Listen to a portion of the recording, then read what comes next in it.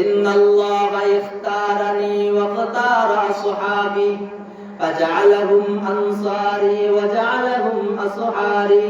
وأنه سيجيء في آخر الزمان قوم فينتقصونهم فلا تناكحوا إليهم ألا فلا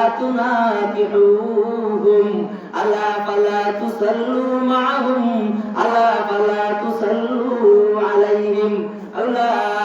أولئك عليهم اللعنة رسول الله صلى الله عليه وسلم বলেন এ দুনিয়ার উম্মত ইন্নাল্লাহা ইখতারানি আসহাবি আমার সাহাবায়ে কেরামদেরকে এবং আমাকে আল্লাহ নির্বাচন করেছেন সুবহানাল্লাহ কে নির্বাচন করেছেন জোরে বলেন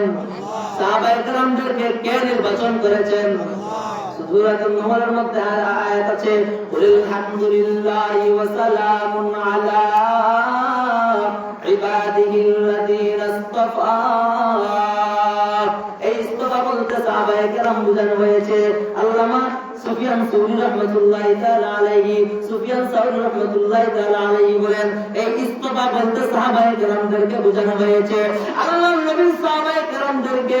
আল্লাহ পরওয়ারদিগার আলম নির্বাচন করেছেন